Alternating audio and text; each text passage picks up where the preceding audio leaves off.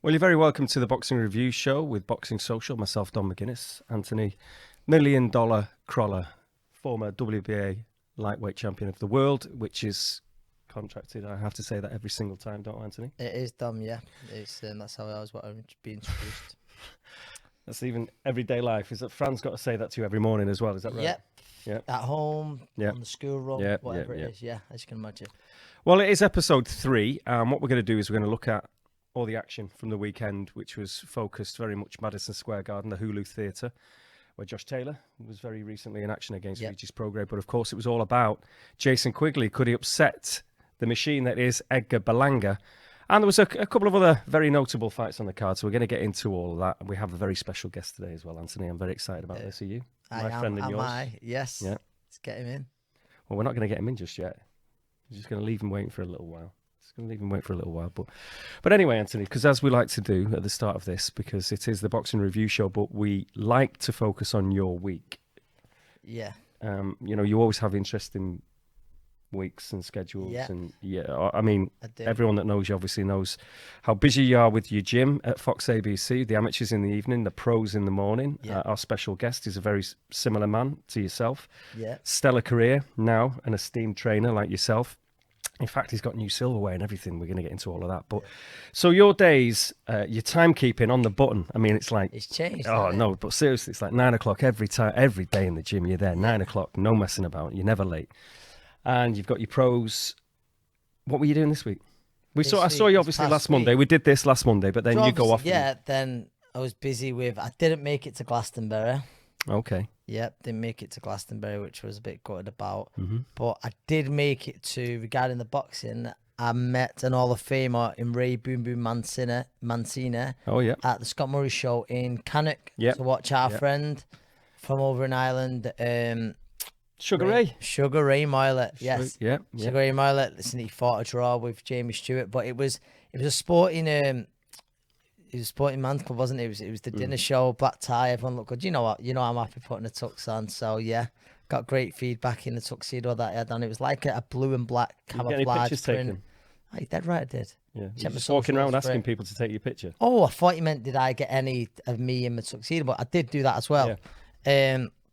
So he was there, and but do you know what? Sometimes you can uncover a few sort of gems, on the like the small hall scene, and that's what it was. So there's 4 fights, and Niall John Pegg's lad. I always forget his second name. Niall.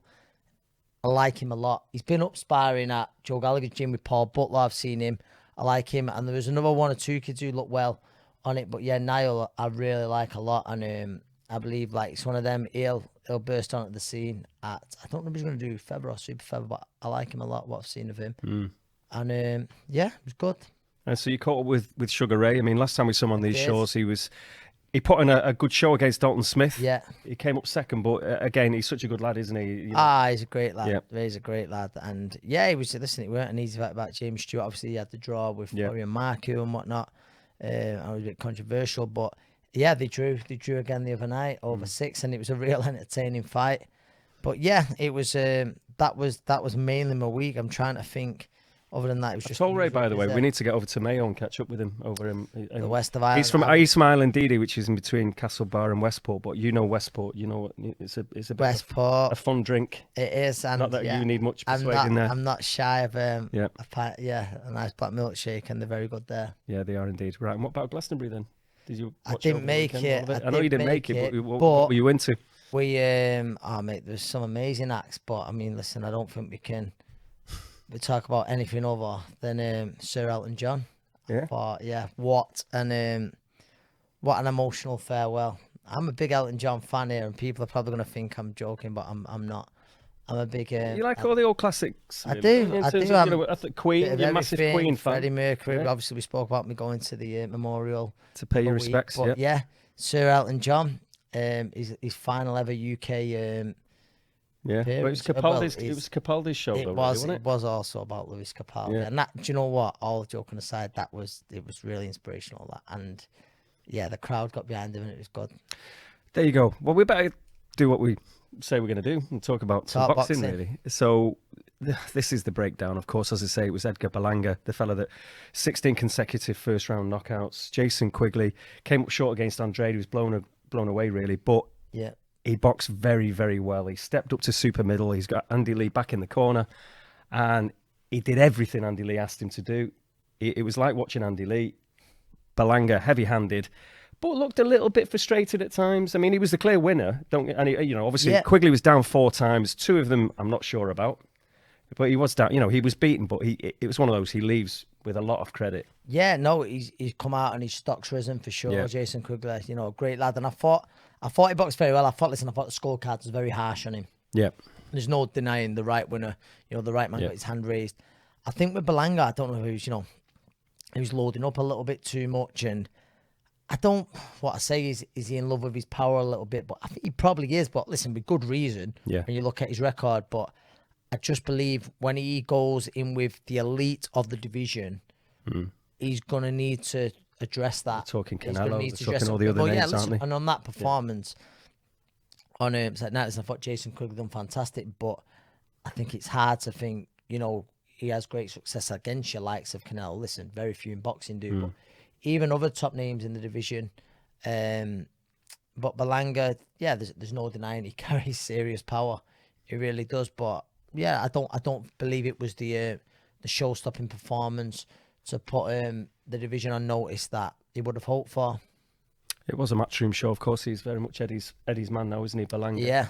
But I'm sure, it'll be interesting to see what they do next. But on the card as well, there was, Adam Konatsky, who was in against Joe Cusimano. If that's not a name out of The Sopranos, I don't know what is, by the way. But again, a little bit of a shock. That didn't go to script. No, it didn't. No, it didn't. I'm right in saying I think he hit Konatsky very early on, and it just. Do you know what though? He was in trouble. It was a good heavyweight when fight. It looked like it should be stopped, and then Konatsky come and he had his moment. It did look, like he was going to turn it round, but no. I think it was. Listen, it was a real shootout. Yeah. But every time Konatsky got hit, he looked in trouble. Yep. So it didn't go his way. Eventually, I think it was. What was it?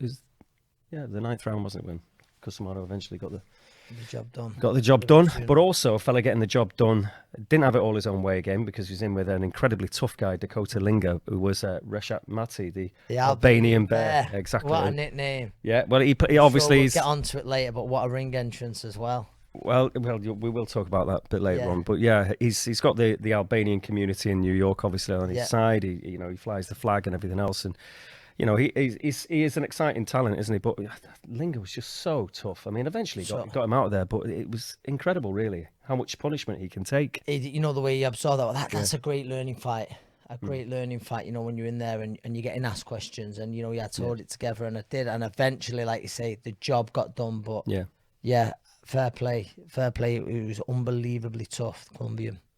Yes, it wasn't like the busiest weekend of boxing, was it? Let's face it. Steve Wood had a VIP show on as well. Yep. And your fighter, Jake James, couldn't fight in the end. Darren Tetley did get a run out. That was a top shout from Steve Wood, still keeping him on the bill. Really like that. And there's some other local talent. Alex Matvienko had a few lads out. And fair play. But I think shout out to Steve there, still keeping Darren Tetley on the show, because obviously it's through no fault of his own. He was no longer topping the bill. But he kept busy. Which leads us very nicely onto our guest, because you can't mention the name Steve Wood, really, without thinking about one of his key fighters.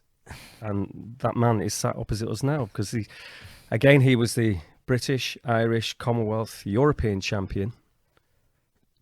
He is the 17th hardest man in Salford, by his own admission. 17. The 17th cock of Salford, not just cock. His and surrounding areas. He's looking at me now with those Pulef-esque eyes. It is obviously the man himself, Jamie Moore. Pleasure having you here, Jamie. Hi, boys. You okay?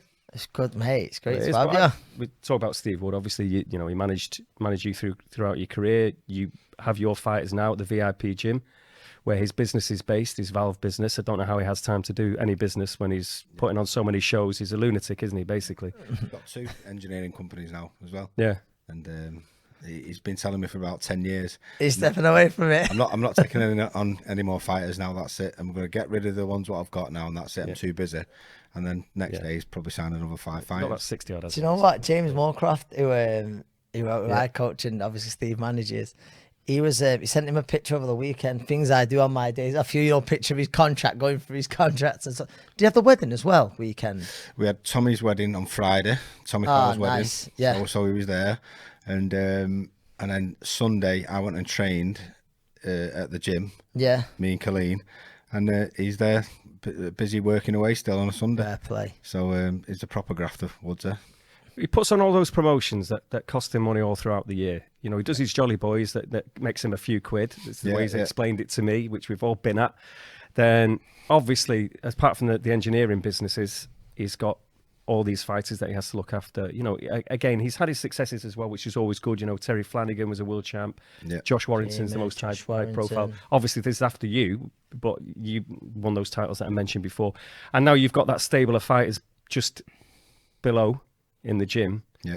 Chantel Cameron, of course, recently doing amazing things. And again, we'll talk about your belt. You got a belt as well. You've won a belt as a trainer. I didn't win it. I got awarded a belt. I didn't win anything. Well, you know what I mean. You know what I mean. Jack Cattrall, of course, with the Josh Taylor fight, boxed beautifully against Dara Foley the other week as well. Mark Leach, really talented kid from Salford. You got Lerone Harrison, son of your mentor, Oliver Harrison. Yeah. Who am I forgetting? Sean. I mean, Akib Fiaz. Sean McGoldrick. Akib, brilliant champion. Akib, isn't he? Brilliant. Yeah. So we got it's who else? Busy. Big Dave Allen. Dave Allen. Yeah, we're still not a fight yet. He's training at us. Right. Well, what's the crap with that then? What's the crap with Dave? Well, he's obviously he's back active. He wants to get a fight. I think Eddie wants to make the fight for the British title with him, with Fabio Wardley. I think the board at the moment are saying that he needs to be more active. He's only had one bout in a couple of years, but he's back. He's back training. He's training properly as well, and I've got a lot of time for Dave. He looks well, Jay. I've always got on with him. He's in a really good place, and like a lot of fighters realise, when you have kids, you sort of end up before you have kids. Your motivation is you wanting to succeed and do stuff in boxing, and then when you have kids, it's weird. You get like this different type of motivation to succeed and do well, because it's not for you, it's for somebody else. So, and he's had his own babies, and he's got that motivation now where he wants to. He's still young enough and still good enough and fresh enough to do it. I think he'd become a little bit disillusioned with it, with about what we should have had. It fell through at the last minute, and it was no one's fault really. It was just politics. But he's still young enough to come back and have a go at it, and he's doing. Do you know what, Jay? You know, Dave. I bet he is one of the only boxers, professional boxers in the country. Right, I'm right in saying he's a manager. He's an active boxer. He's also an active coach, isn't he? Coach as well, yeah. He was in the corner on Saturday in the away corner as well. Was it? Somebody, yeah. So is there anyone else in? There's one for everyone out there. Is there anyone else out there? I think it's the fact he's still an active fighter. Which is I know there's plenty that've got a few. I know a Dale Arrowsmith. You know, he'll have a group of fighters who go on the road, but I don't know every coaches. No, I've just seen like Sonny Edwards is managing people now. So he's boxing and managing, but I don't think I know he does a bit at the Steel City. We've said this before, like Sonny will. You know, it grants away and stuff, but probably no one else is Dave Allen the only active professional boxer, coach, and fighter, manager, manager, and coach in I'd say he must be. No one else. There's one up for you. Someone prove us wrong. Do you know what? I'm just thinking now, because it's just been you saying that now. A couple of mates of yours, one that obviously you did battle with, Ricky Burns and Willie Limond. Now, Willie's done a bit of everything as well. Yeah, obviously he's back active now. That's what I mean. So those two are going to fight. But Willie's done a lot, hasn't he? Yeah, I don't know if he manages. He doesn't manage. Right, okay. Right. So, there's a question for anyone out there. He's definitely promoted. Yeah, he's promoted. Yeah. Oh, yeah, he's promoted. There's another one, yeah. That'll be Dave's next one. No, too stressful, that. I can imagine. I always think that people say that, do you ever promote your own shows? And I think, I'm really stupid. And I've done a lot of stupid things in my life. But would I ever promote a boxing show? Never in a million years. No, I wouldn't. Like I say, I either do some really stupid things, but that wouldn't be one of them. Yeah. I wouldn't. No, it doesn't look like much fun, does it? Listen, honestly, you just mentioned Woody. I say it about to Steve all the time. Yeah. I mean, that guy's good as gold. He's got heart of gold. He does it to help fighters out. He doesn't do it for financial gain. He loses money nearly every show.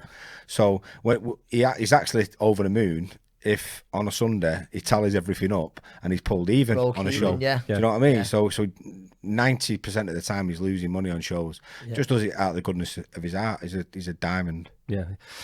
In terms of you though, at the minute, we mentioned Chantel because you have been awarded a WBC belt off the back of Chantel's performance and everything else that's going on, obviously. But clearly, I mean, was that the highlight of your training career, Chantel beating Katie Taylor in Dublin? I mean, you've had some great high points. Yeah. As a trainer, listen, I don't think that'll be topped. Right. Maybe not. I think if Jack would have got the decision against Josh, then that would have at least been on the same level. But you're talking like Mount Everest of achievements for a fighter to go and beat someone of Katie Taylor's stature and someone who's achieved and changed the sport. Let's be honest, she's changed the boxing for women forever. Yeah. So for her to go over there, I always knew she could beat Katie. I always knew she was capable of it. I said it to her within a couple of months of her coming training with us, and I was always confident if she got the fight, she'd beat her. And you know, it's looking like the rematches will take place. Katie really wants the rematch, which I sort of guessed she would do because she's a competitor. They're all over, isn't it? Yeah. I was going to ask that. Do you know, like, obviously, you're from an Irish family yourself, aren't you? Yeah. Was it a little bit bittersweet? Because, I mean, me and Dom, we love Katie Taylor. Like, listen, I've been in the opposite corner, and I'm probably the only person I've ever wanted to beat was when I was in the corner with Natasha Jonas that night. It's just Katie Taylor, isn't it? But obviously, you have those loyalty to Chantel. You're training to beat Katie Taylor. Was it not just in that fight? But I generally feel like that a lot because I feel like I'm a right emotional. Me, you know what I mean? Yeah. I've got a lot of empathy for people, you know, and I like helping people out a lot. I hate the feeling of losing. I hate it as a fighter. It's horrible.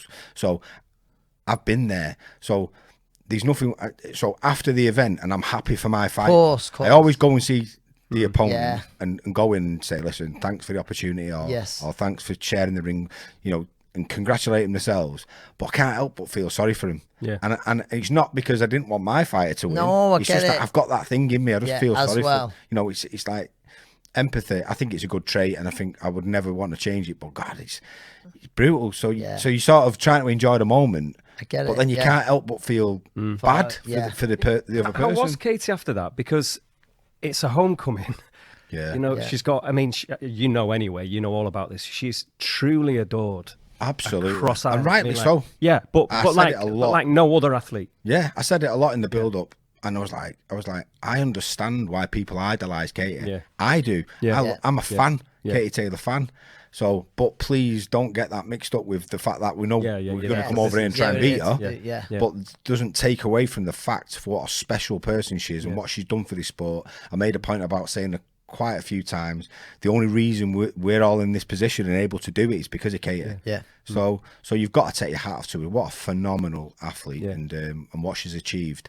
But so Chantel. Chantel really is, and in the same way. So they did a little documentary in the build up to it, and it's shown a lot of the stuff she does in the community, and the reasoning behind what she was saying. It was stuff like, you know, I'm not really doing this for me. I'm doing it because in generations to come, I want these little girls who was in the gym training, to be able to go, Katie Taylor paved the way for us to do this. And that was sort of a driving force to try and create stuff and build a legacy. So then Chantel is sort of going afterwards, you know, that's what I want to do. You know, when I retire, I want to open gyms in Northampton and I want to inspire the next generation of girls coming through. So, but it doesn't mean that she can't be as good, you know, or she's actually beat her in the fight.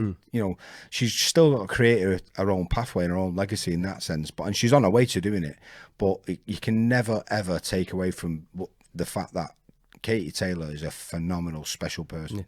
And Chantel does a bit as well. I mean, we're all us sitting here do a bit with Maverick Maverick Stars. Stars. Yes, don't we? exactly. And Chantel, Chantel's an ambassador Yeah. for it, and she does a lot of stuff. She comes to my gym, walked in ABC, and she's seen the kids a few times, and she's definitely on the right path. I just think that people like Katie,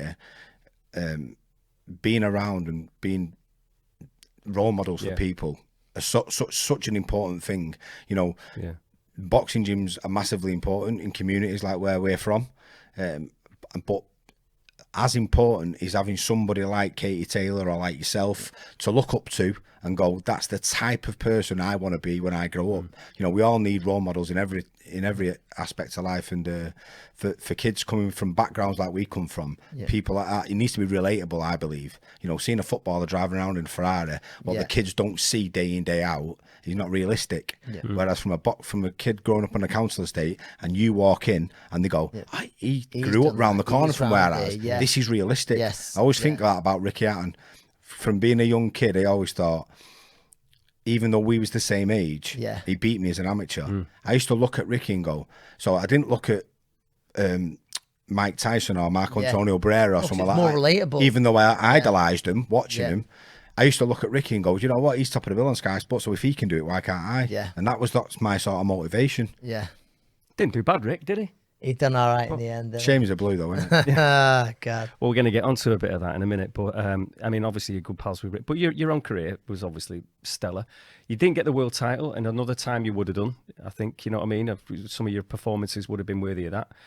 But the transition to training, you mentioned Tommy Coyle before. He was your first fighter, and Steve Woodmate kind of just said, will you help him out? And that grew, and that's how your training career grew. Now you've got that stable we talk about. I mean, what's on the agenda for you? We know now what Chantel's up to, but in terms of how busy you're going to be over the next few months with all these... Pretty quiet at the moment, which is rarity. I've just had a week off. So the week after Jack's fight, which was the week after Chantel's fight, I had a week off the gym for the first time ever in 8 years when I've been in this country. The only time I've been off the gym is when I've been on holiday, and generally when I go on holiday, the fighters come with me because we got to Tenerife and they got to train. So Question, Jay, did you miss it? Did you miss it that week? Do you know what? I've got to be honest, I did. The first 3 or 4 days was great, and then towards the end of the week I was sort of thinking, you know what, I won't get back here, which is good. You know, it's not a job then, is it? You're not doing a job if you're doing something what you love every day. So we're all lucky, we're all blessed to be involved in doing something what we're enjoying. But it was nice to have a bit of time off. But then you start thinking, you know, we'd achieved a lot as a gym over those couple of weeks, and it was great to see Jack back out because it'd been such a frustrating time for him, and I thought he boxed brilliantly considering the amount of time he was out the ring.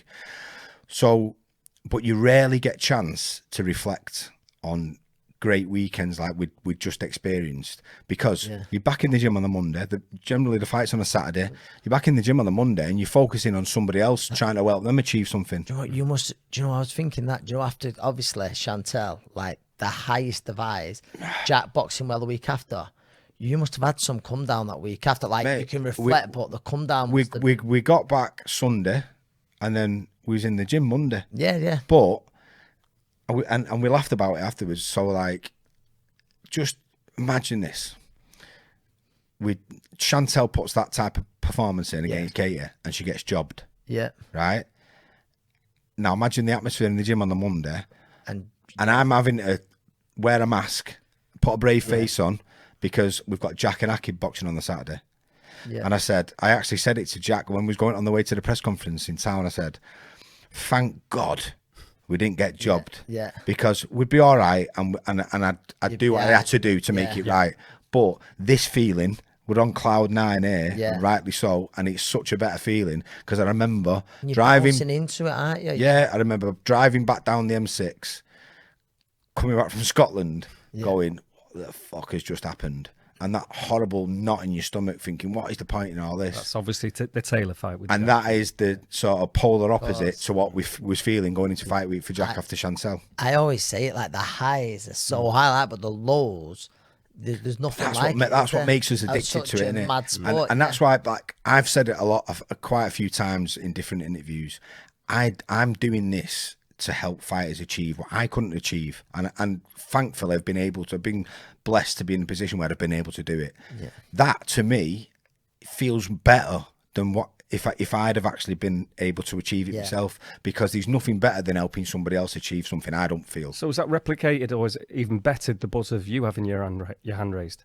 Seeing Chancel in Abu Dhabi when she become undisputed against Jessica McGaskill, like unbelievable, better than any feeling I ever got as a fighter. Yeah, like because, and I'd guess it's probably because of how we're talking about empathy and stuff, about how you are by nature. I just like helping people. Yeah. So for me, seeing somebody achieve their lifetime dreams and you being part of it and being able to help them do it, it's just the best feeling Definitely in the going to world. get a pint out of him now. He wants to help everyone. Oh, mate, I'll get around him. No problem at all. No problem. Good as gold. That Now, if Nige was here, you ain't getting around out of him. Listen, not a really. This was, tight, Did he get around in that weekend? Tight as cramp. We at the wedding. He's the I was going to imagine. I bet Tommy paid for you back. swerver, mate. He is a swerver. As soon as you got his Nige's round, he's gone to the toilet or something like that. Captain Chaos. Yeah. Just then, put into words for people that don't truly understand this relationship you have with Nige. I mean, Nige, he wears many hats and literally wears many hats, obviously, because he's never got that baker's cap or whatever it is off his head. Firefighter, Moss Side Fire Station Amateur Boxing Club. Obviously, he runs that. He's the head coach there. He trains the pros with you. Yeah. So how's the dynamic work with the pros then? That's the only bit that you two do. I know you're inseparable as families as well. Yeah. You and the Travs. So how does it work then? Listen, I'm always having a crack and taking the piss out. Let's have it right. And I did, like 95% of my life is doing that. I just can't be serious, rarely. But in all honesty, Nige, and you'll both verify it, he's just a fucking beautiful human being. You know what I mean? Some of the stuff what he does, that's why we're mates. He started coming training with us at Oliver's, and that's how we became mates. And straight away, he's just a fucking great lad. You know what I mean? So, and then as time went on, my missus and his missus became friends through us, and then it's just sort of escalated through then. So when Tommy asked me to train him, I said to Nige, "Can you get your pro license now as long alongside your amateur badges?" And he said, "Yeah, you can do that now." So I said, "Why don't you do it?" I said, "Tommy's asked me to train him. Well, you can help me out and do the corner with us and stuff like that." He went, "Yeah, sound, I'll do that, no problem." And it was literally just a fuck about, like a mess around. Let's do this. It'll be a bit of a crack, help Tommy out, and that's it. And then it just snowballed from there. Because it does work, obviously. You couldn't do what you do without getting on the way you do and everything else. I mean, when he's pulling everyone's pants down and all that in the gym, I mean, has it ever got a little bit fractious between the pair of you?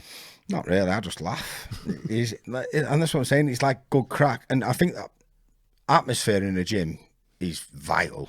It's absolutely vital to get the best 85. You don't always have to fuck about, but I think so. Just it has to be a lot, positive energy, good vibes and stuff. And he brings so much to the gym.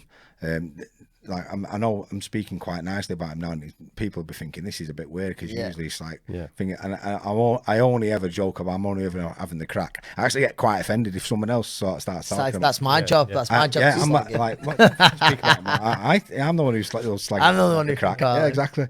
But in the gym, he's so important because we've got a busy gym. So you have to prioritise whichever fight's coming up, but you can't neglect the ones who are further out from a fight, but are sort of not as busy as they need to be, but they're sort of coming through.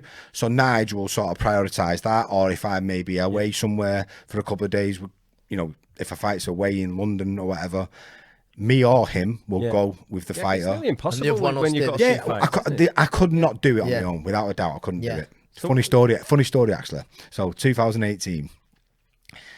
First proper year where we've had a gym, all the fighters, and I got trainer of the year.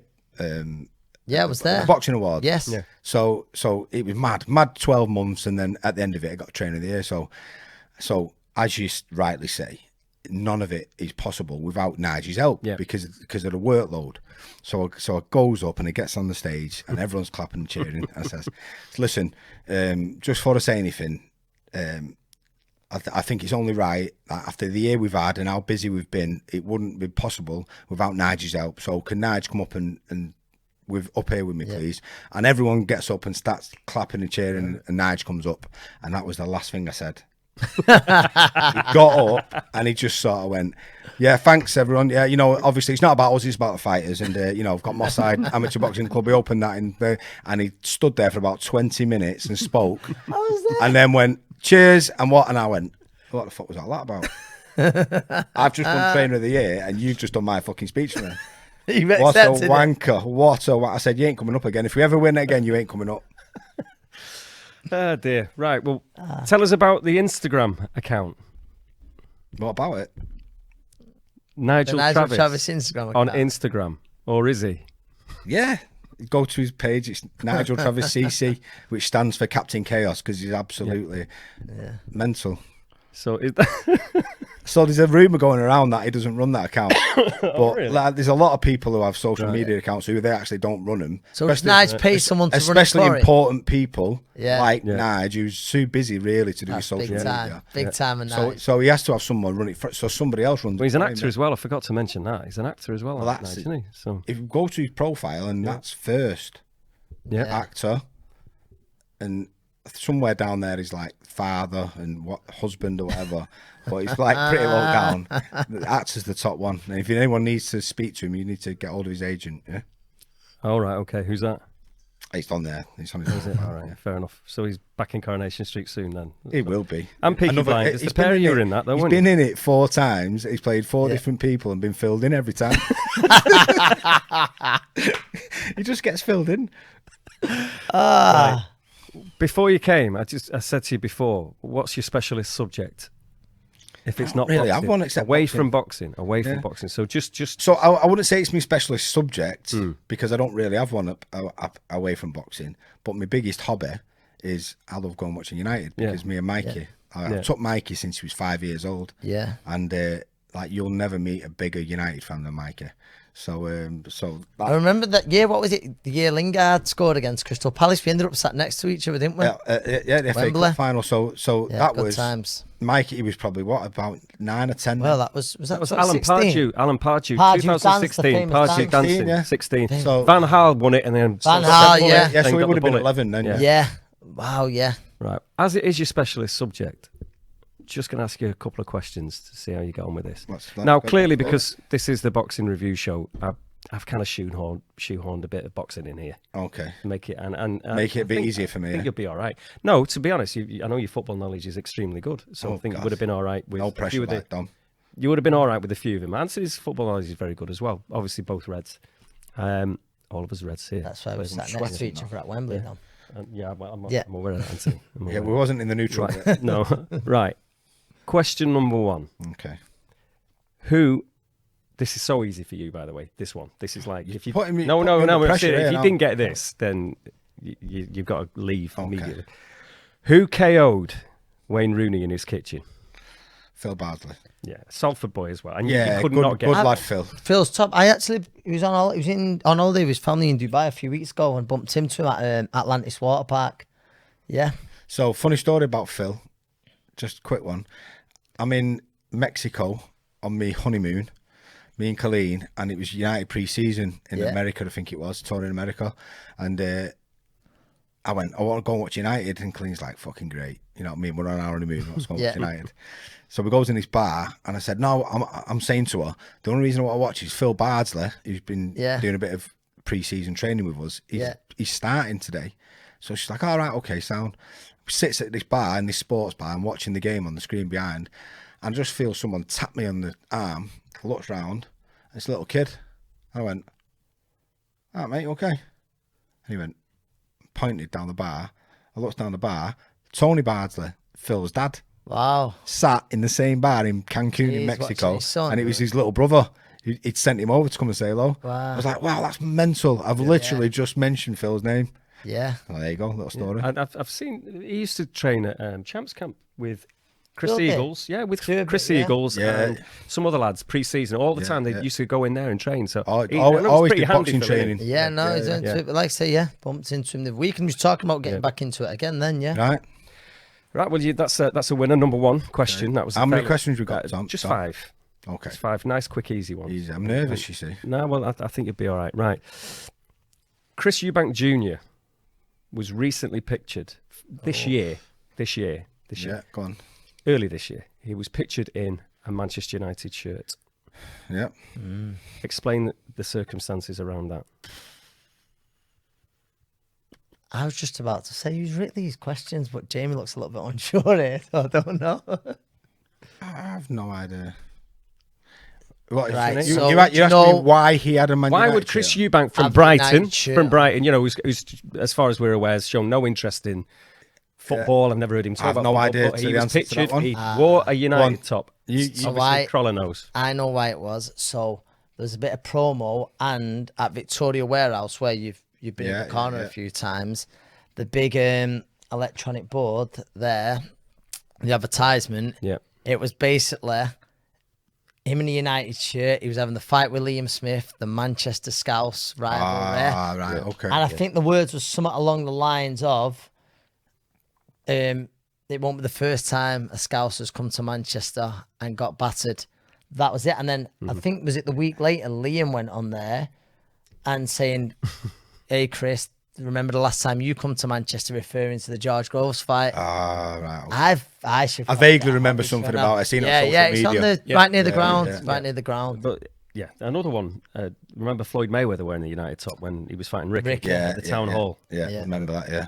I bet he can't name the 11. Floyd. You reckon? Floyd. But it's struggle. But anyway. Right, number 3. So you didn't get that one. Who is the boxing cousin of United fullback Brandon Williams?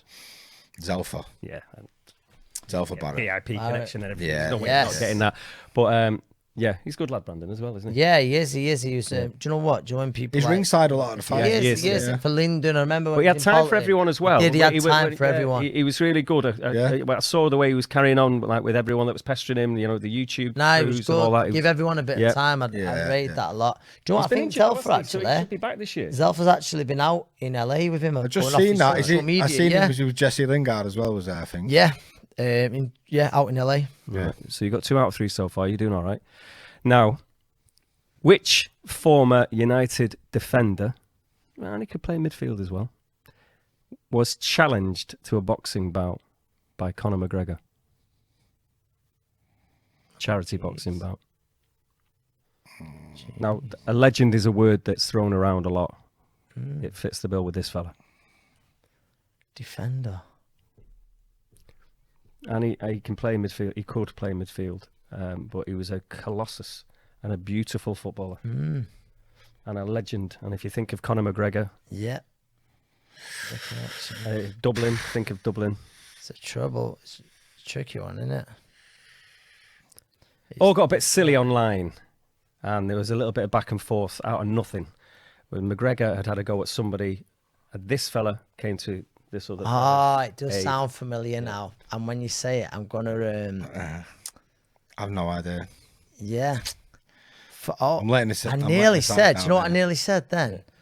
I nearly said Paul McGrath. You would have been absolutely correct, Anthony, if you'd. wow. I'm on McGregor offered Paul Paul McGrath. McGrath. Listen, it didn't go Hey. well for McGregor because Hey, that is yeah, again we talk about people- Katie Taylor. He is right? idolised there. talking Paul Katie McGrath, by the Taylor. way, I met him in Yeah. Yeah. Hugo Boss shop. Really? Yeah, so just before, Over here? Yeah, Up- in the up Trafford there. Centre. Oh, right, yeah. Me and Frampton was out. Did a Brilliant. little bit of last minute shopping before. Oh, he's think- an idol over there, isn't he? Oh. Yeah, and he came over talking with Carl. Brilliant. Oh mate, I was. Yes. and that was Yeah. he was in the United team at the time when When I he was a first kid, got yeah. into sort of watching United when I was like 7, Yeah. 8 years old. Paul Well, McGrath. he's right up there with Katie in terms of the most adored Yeah. athletes legend, Love. ever, absolute legend. ever come out of Unbelievable Ireland. defender. So yeah, Paul McGrath. So yeah, McGregor got a lot of stick for that. Yeah, he did. Yeah, right. Anyway. Bad shout. Right, well, we'll get on with the final one now. I hate to say this, fellas. It's not a nice memory, but Oh, you both again. you're going to do it anyway. I'm going to have to, but it's a legitimate question. But we talk about Liam Smith, the Liverpool connection, and United had a shocker against Liverpool this season. I was there. Just gone. And last season, Yeah, but the 7-0. Yeah, The 7-0. yeah. So I was there. Yeah, I was, yeah. I walked out at 5-0 or something. Do you know what? it's pretty grim. I was in a prawn sandwich brigade that night. My Scouse mate, I was actually in the Liverpool. Oh mate, Imagine that. There's a lot of red wine that got drank. No, I I'll can tell you imagine, that. yeah. Well, 7-0, it was the worst defeat since United were beaten in 1931 on Boxing Day, 90 years ago. So who was which was the last team to inflict that in any competition? United had never been beaten 7-0 before in any competition going back to 1931. So who was that team?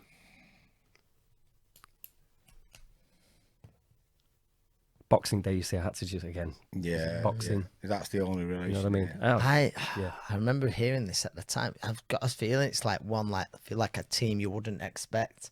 No, you probably wouldn't. I don't know why I've got Brighton in my head. No, it's not like, is it a Northwest team? No. No. Nah, it's not one. Wolverhampton Wanderers. Anyway. Wolverhampton Wanderers. Nah, that's a tough one. That. Yeah. So I've got 2 questions right. So you've done all right. But I mean, that was a trick. That was. These curveballs then though. These were not very straightforward questions then. No. It was quite difficult. I reckon if I'd have been paying more attention on social media, I should have got the palm of ground. Yeah. To be fair. Well, yeah. I feel like I've let myself down there. It's a bit like you did all right. 3 out of 5. That's all right. That's all right. But there we go. So just gonna you stay with. This is the bit now. You see, that's your guest slot done. But we don't want you to go anywhere, Jamie. Okay. Just you hang around because Crolla's got to do his thing here, so you can chip in and do whatever you want. Because every week we like to put Anthony on the spot. He has to rank the events. He has to rank the where fighters. he's been to. Well, not necessarily. No. Because it's just basically we'll just focus on MSG because that was the big. That was one of the only real sort of televised shows. It was, on the platform this week. I think. So I'm right. I did talk wrong. You've got to rank the promotion. Yeah. Basically, as it's the only one, it's the only one. So, what about the entrances, the atmosphere? What kind of what caught your eye over the weekend? I've said it before. Yeah. I was there the night Katie Taylor Serrano fought. Right, I don't think you could name me 2 prouder supporting nations. Ones who get behind their own. Mexico's up there, obviously. Yeah. Than Puerto Ricans and Irish. Yeah.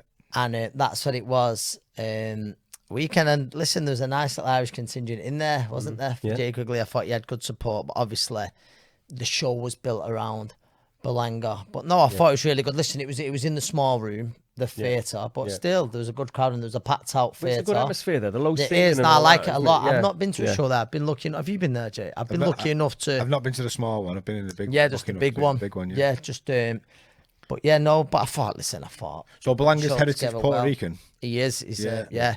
Puerto Rican Felix Trinidad had some support. Oh wow! He was yeah, insane. Yeah, remember you're the right. thing with Hopkins and the flag, and that was like wow. He threw the flag down. And that was like wow.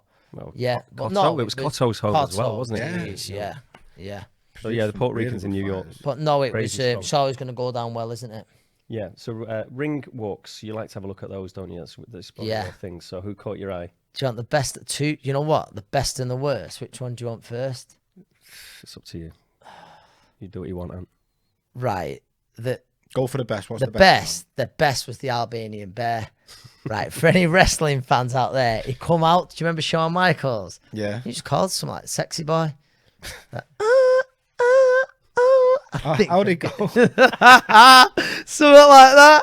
I know I'm sexy. Yeah, he was something like that. And he rocked it. He had the little shades on, like Shawn Michaels. I thought that went well. You don't rip the Albanian Bear. You just didn't expect that, did you? He's not much of a bear either, though, is he? No, he's not. He looks nothing like a bear, and I don't. It's a bad nick. Well, it's a good nickname, but it's just not suited to him.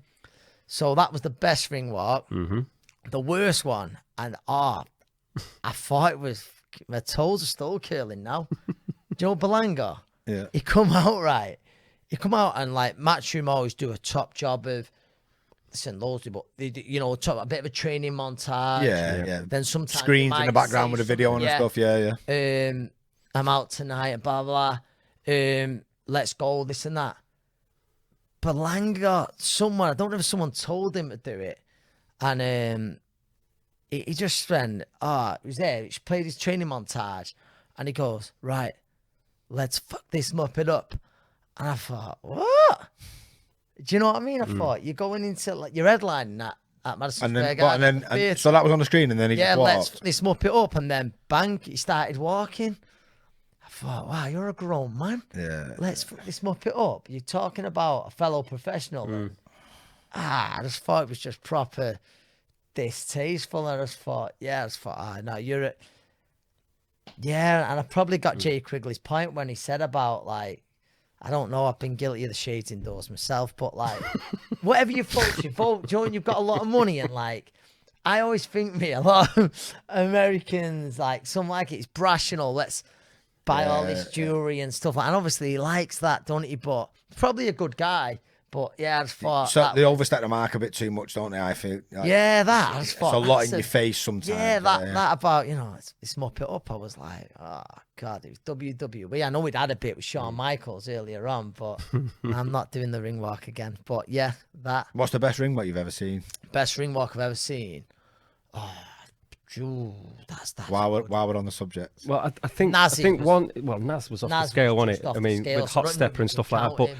I thought for the second Wilder fight, Fury coming in on that to Crazy by Tammy Wynette on his throne. Yeah. That was absolutely crackers.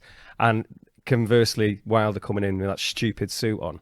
Yeah. Do you know? But Fury's was brilliant. Do you know what else was a banger? Obviously, I was Team Katie Taylor when she fought Serrano. Serrano come out to this Puerto Rican tune. Oh, unbelievable. You know, I thought Clarissa Shields against Savannah. She was brilliant. Oh, the little dance routine. And the last one as well was really good, but against Clarissa, I thought it was brilliant. Yeah. She was just impressive all week that week. You've got to have some neck and confidence to do that, haven't you? Yeah, she's so gangster. It's unbelievable, Clarissa Shields. She is just the way she owns everything. And so that's what I was thinking about. I think she's just borderline on where it can be too much, and I think she's just right. She's probably the amount of confidence and cockiness she can have without overstepping the mark. And she backs it up, doesn't she? Yeah, without a doubt. Yeah. There's loads. You know what? Yeah. No. Loads. I could be here all day. No, I'm just thinking ring walk after ring walk. Kind of leads us on nicely though, because Savannah's fighting obviously this weekend coming up. After the Clarissa fight, she's got this Franchon de Cruz. She's a bit of a singer, that girl, isn't she? Do you know what? She boxed the night. I don't keep saying Taylor Serrano. Franchon Cruz does the way I keep going. Well, it was, but Taylor. Yeah, she fought that night, and I remember thinking, I thought, I wonder if her and Savannah paths will cross, and they have. Yeah. Listen, I think she's moves pretty up as raw, well, but doesn't she's she? strong. She's heavy-handed, so there's threat there, and I knew, in fact. Sort of a coach, Peter Fury, he was saying about, the cat type of sparring he wanted for it. And he's got a great boxing brain. But he was saying that he wants that, that bit of ruggedness. And that's what I think she'll get on Saturday night. But at the same time, I think Savannah's going to look very good on Saturday night. I think style-wise, it'll really fall into I really do. Especially a puncher like Savannah. Someone coming, putting on you, throwing it on you and pressure on you. Yeah, I think Savannah will look good. It's an interesting rematch as well with the April Hunter Kirsty Bavington. Yes. Obviously, Bavo won that first fight. April, as all along, then said that's I'm not having it. I'm levels above. We find out, don't we? On she's going to get a chance night. To prove it on Saturday night. Working with Peter, you'd think that she would have made a lot of improvements. She certainly has. But we know what Kirsty's all about. Kirsty, she's relentless, isn't she? She's absolutely relentless. Kirsty, you're getting a hard night's work, and even be honest, when she fought Lauren Price, on paper, that it's going to be a horrendously tough night for her. But, and listen, she didn't get the win, but she kept coming and coming and coming. Yeah. And for a fact on Saturday night with April, her tactics again are going to be to impose herself on April. And so it's how April deals with it this time.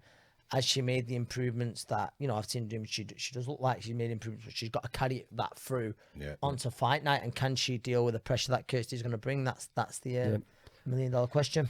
And over the hill, there's a little event. There's obviously that's in Manchester, but Dalton Smith, Sam Maxwell, Natasha Jonas. I'm not going to mention Natasha. Of course, she's on. Natasha Jonas. See this? Look at. You know what I mean, my mate, and you just So Tash is going to fight to become a 2-weight world champion. Yeah, no, you're quite right. I mean, that's a heck of an achievement. She's turned 39, Tash now. Yeah, she is getting better. Especially we've been talking about the subject of women's boxing and how it's growing and getting better. First Olympian from Great Britain to box, female obviously, and what an amazing career Tasha's had. I mean, if it stopped tomorrow, then what an incredible career, and she still looks like she got loads left. Cool. No, she does. Indian summer as well. Yeah, she's been looking better than ever for sure. So picking up belts all over the place. Yeah, that and then If you don't mind, though, Ant, if we can just mention the fight night in couldn't Sheffield. let that as well, go, Dom, No, you're right. You're right. No, You're no, right I to am. bring that up. You're right. Yeah. But this is a review show, not a preview show. So we're not getting too deep into previewing the fight. So I could be forgiven. But Sam Maxwell gets a chance against Dalton, who's not put a foot wrong, really, as he is a pro. That's a really engaging one. It's obviously there's a lot of Grant's going to be a busy man, I think, on the night, isn't he? He's got Junaid's on as well, hasn't he? Nico Levers as well, I think. He's on as well, so he's in for a busy night. But I think you're the same, Don. I mean, I know Sam as well. Sam's a great lad, but I've been a huge Dalton Smith fan for years, right from the very start of his career. I remember him as an amateur towards the end of his amateur career, and I always thought he'll make a very good pro. And I think there's just little things he does well that stand out from just the way he judges the distance, the way he sort of figures fighters out, the way he adapts. His timing in there, his timing's superb, isn't it? And I look forward to it. But listen, he's fighting a very good fighter in Sam Maxwell on Saturday night. Grant Smith as well. His dad, his coach, doesn't really get the recognition he deserves. I say that a lot. Some of the stuff he's done with, especially with Sonny, and Dalton, phenomenal. You've got your Junaid's coming Junaid through. coming through. He's going to be a real good prospect. Coming through as well. So yeah, and I like Grant. I've got a lot of time for that nice guy. And that gym is at the school, the old school. The Steel City gym, where Grant's dad used to go to school. Wow. His classroom. Is that right? But I didn't know that. Yeah. That was his classroom, where the gym is now. That's where his dad went to school. That's an ace bit of history. You know, yeah. It's a good little gym, though, isn't it? It's a great little spot. Yeah, it's a little belt. The Sonny's not bad, is he either? But he's all right. He's no, but listen, and that. If he just comes out of his shell a bit more, that's all he needs. He's Twitter champion. Oh wow. Undefeated without a doubt. Yeah. Honestly, whoever in the right mind and any given day thinks that's a great idea. Let's give Sonny Edwards a bit of crap. Do you know what I mean? Do you know what? But then we've just seen that he's got the big fight he wanted, and I can't wait for that Sonny versus Rodriguez. Exactly. Well, and he's worked the system, hasn't he, in the ring and out of the ring, if you like, Sonny. He's made that happen by the way he's carried on over the years. I mean, because rightly so, he's caught attention. He's a clever fighter, but also he wouldn't get fights. He wouldn't get fights of that magnitude if he didn't do what he's doing, because it would be avoided because of his style. Yeah. So. And it's when it's the smaller guys anyway, it's always a bit harder anyway, isn't it? Yeah. So that's pretty much it. What are you up to this week now, Jamie? Mate, I've got Lerone Harrison. He's boxing the 15th. Tursunbay Kalatmet. He's just come back from Kazakhstan. He's landed in. He's boxing the 22nd in Dubai. But it's all pretty quiet, really. So I'm just gonna we're just in the gym ticking over, and it's quite chilled out. We've got obviously waiting to see what's next for Jack Catterall. Hoping that Eddie can work his magic and we might be able to get him a world title shot with Prograis. Obviously, Prograis boxed, and he won the fight. It didn't look great by all accounts. He admitted that himself, and he knows he's got to make adjustments.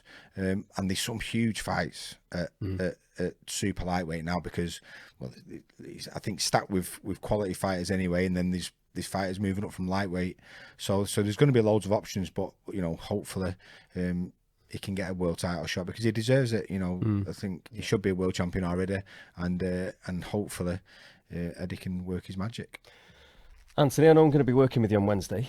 Yeah. There's an open workout in town just over the road there near the Football Museum. That's the boxer show ahead of the Manchester show, and then we're going to be in Sheffield. And working with we're going to be covering. Well. We're going to be lightweight boxing. That's at somewhere in the middle of Sheffield. Can't remember now, but that's the press conference ahead of Dalton. What we've just been speaking about. And you'll be up to some of the fun and games, no doubt. That rocking and rolling, coaching with the fighters, obviously, and I'm just being a dad, Dom. Just being a dad. On that note, the angelic Anthony $1 Million Collar, and thank you very much, Jamie. The splendid guest we knew that you would definitely be. So there you have it. That is for this week, episode 3 of the Boxing Review Show.